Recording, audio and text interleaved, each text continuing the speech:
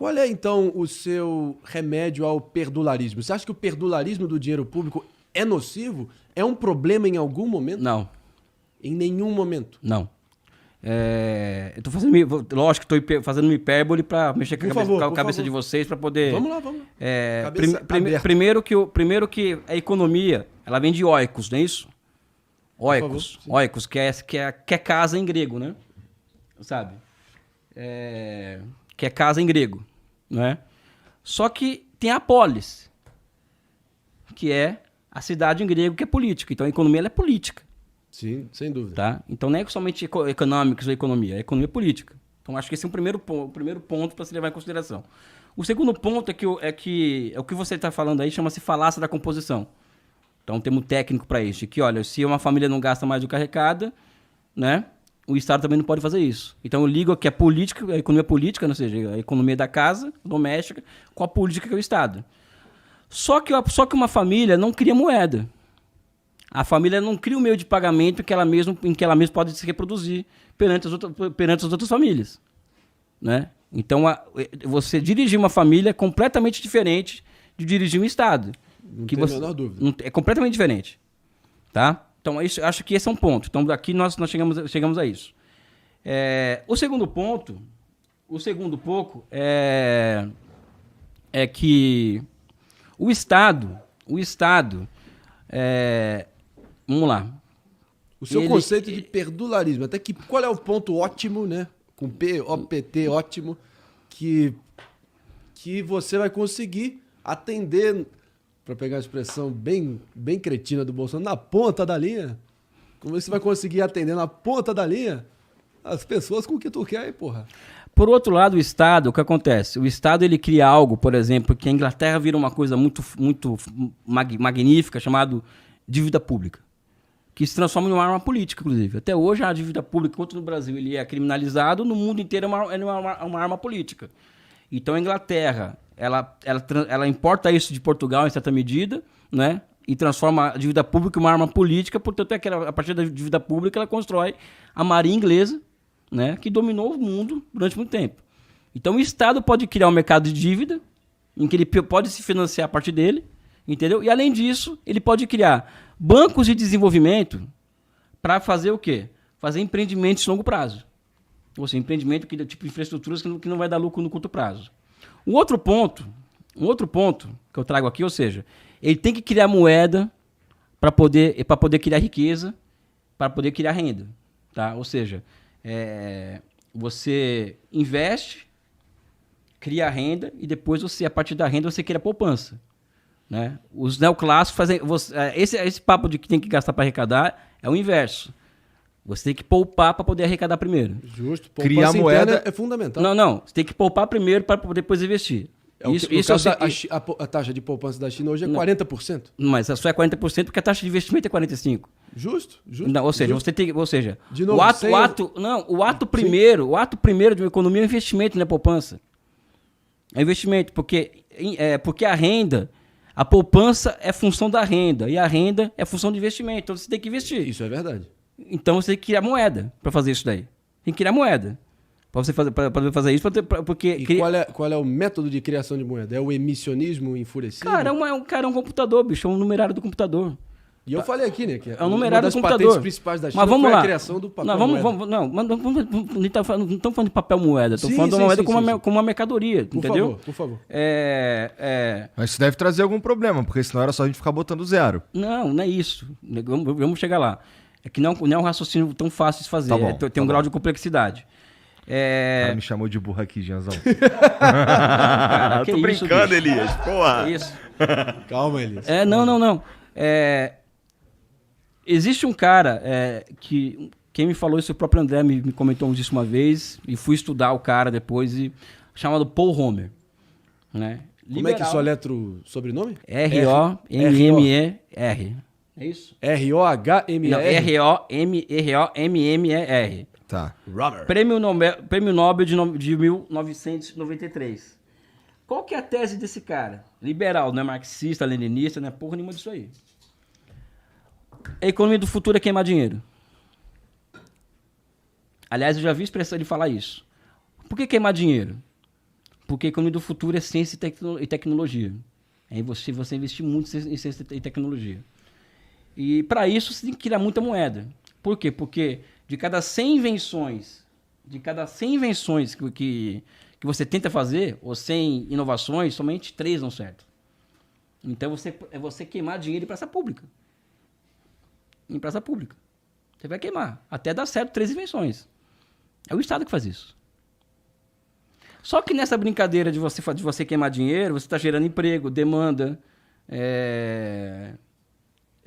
tá criando empresa, tá formando engenheiro. E esse processo de queimar dinheiro está criando tudo isso. Tá. Então, o termo perdularismo, isso cabe para a economia doméstica, para oikos, não para oikos e a polis, entendeu? Para oikos cabe, agora para polis não.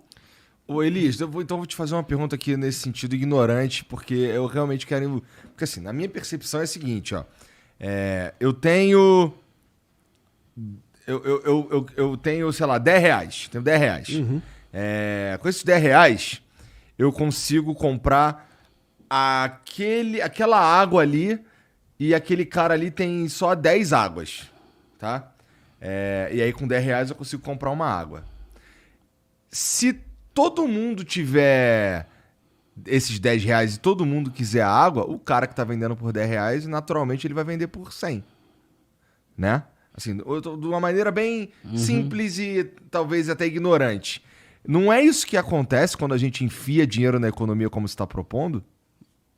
Não necessariamente, porque você... Vamos lá. Eu enxergo a economia muito como um acordo entre o Estado e a sociedade. Tá? Eu enxergo um pouco dessa forma. Tá? Então, eu vou trazer aqui para a China. Tá? A China ela tem uma taxa de investimento em relação ao PIB de 45%, a média, dos últimos 20 anos. Uma taxa altíssima. O Brasil está com uma taxa de investimento... O que é taxa de investimento? A renda do país anual, ou seja, a posição de riqueza anual. Então, daquilo você tira X e investe. A China investe 45%. O Brasil tem uma taxa de investimento de país em guerra, que é de 15%. Ou 16%, uma coisa assim. Né? Coreia do Sul, 35%, Rússia, 25%, ou seja, isso varia. Né? Você está dizendo que a nossa é muito baixa. É baixíssima. Tá bom. Essa taxa de investimento na China, ela propiciou que o país criasse uma base de oferta na frente que fosse capaz de prever uma demanda de 100 águas essas aí para vender por R$1 e não 10 águas para vender a R$10 para chegar a 100. Né? Ou seja, então a grande questão é que se você tem uma política de investimento planejada para curto, médio e longo prazo, você pode sim controlar a inflação no curto, médio e longo prazo. Tá. Né?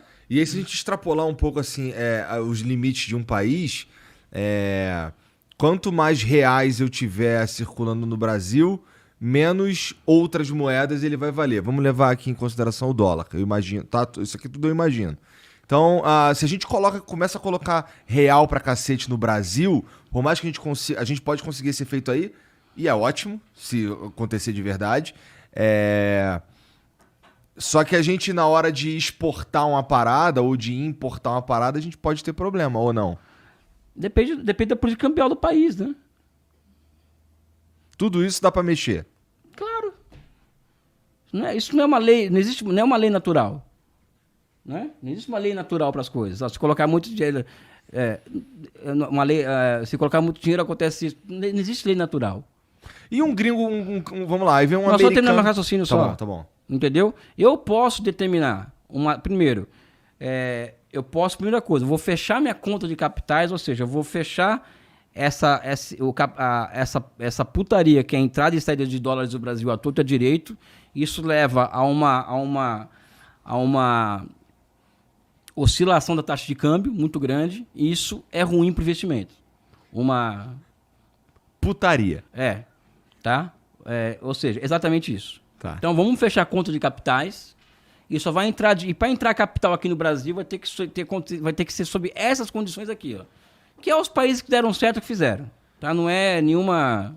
Na tua opinião, dá tempo de embarcar nessa? Lógico que dá. Tá?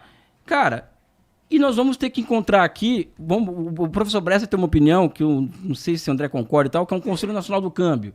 Vamos montar aqui um Conselho Nacional do Câmbio em que vai determinar uma taxa de câmbio chamada de equilíbrio industrial, ou seja, uma taxa de câmbio que se contrapõe ao dito câmbio flutuante, que é uma das colunas mestras do tripé macroeconômico. Não, pode ter câmbio flutuante, mas dentro de uma banda, né?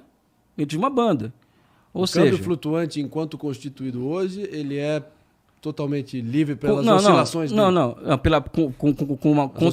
Com conta de capitais abertas, bicho, isso é putaria mesmo, cara. Isso é colônia, bicho, não é país. Isso é o Brasil hoje. Você acha que o Ciro Gomes, enquanto ele falava de nós temos que mudar o modelo econômico, nós temos que trocar aqui o tripé macroeconômico, isso aí ele citava toda essa tragédia brasileira, que foi desde o Collor até Bolsonaro, atribuindo toda essa tragédia brasileira a esse modelo econômico. Sim, ele está certo. Ele está certo. Com certeza. Sem nenhuma dúvida. Sem nenhuma sombra de dúvida ele está certo. Só que o problema do Ciro Gomes é... Eu não quero desviar do teu raciocínio principal. Não. Eu vou voltar para isso. Eu vou continuar esse raciocínio. Cara, as minhas vontades não estão acima das leis da natureza. A minha vontade é acabar com meta de inflação. Elias. Superávit primário? Superávit primário. É a minha ideia, a minha vontade. E câmbio flutuante? Também. Eu quero instituir uma banda cambial. Vontade não falta, meu amigo. Eu tô cheio de vontade, eu tenho. Só que existe uma coisa que é chamada o seguinte: a vida é sempre ter a matéria contra a matéria. Ou seja, para eu fazer o que eu quero fazer, eu tenho que ter força política para isso. Opa. Então, eu não tenho força política, ou seja... Condição sine qua non. Querendo ou não, a vida como ela é. Então, qual que é a solução, por exemplo? Já que eu não tenho força política para acabar com a meta de inflação, o que eu posso tentar fazer? Olha, uma meta de inflação anual, ela me obriga a usar a taxa de juros o tempo inteiro, porque o ciclo econômico de um ano é incapaz de absorver uma alta de preços rapidamente. Então, eu vou ter que usar a taxa de juros. Uhum. Se eu aumentar para 3 anos a temporalidade da meta de inflação, ou seja, vamos ter que alcançar a meta de 3 anos, eu vou usar menos a taxa de juros, tá? Porque o ciclo em si pode absorver os choques de preço, não é? E vou usar menos a taxa de juros. Se eu usar menos a taxa de juros, eu posso alcançar uma taxa de juros menor do que o lucro empresarial. Então, eu vou estar induzindo investimento produtivo. Tá? Então, eu posso fazer isso. Se eu tiver força política. Se eu tiver força política, eu vou revogar a lei de que dá autonomia para o Banco Central, independência. E vou fazer mais. Eu vou fazer uma reforma institucional do Banco Central que institua dois mandatos do Banco Central. Estabilidade de preço. E o segundo, emprego e renda.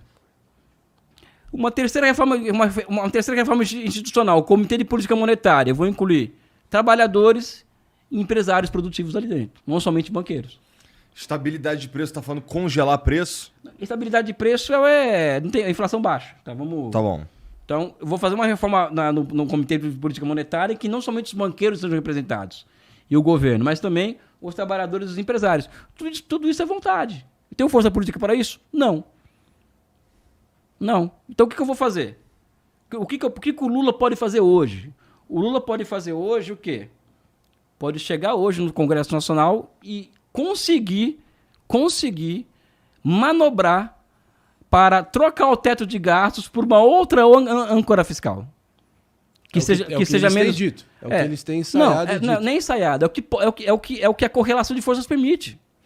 Você está dizendo que por ele só eliminava o teto de gás e pronto. Sim. Não, peraí.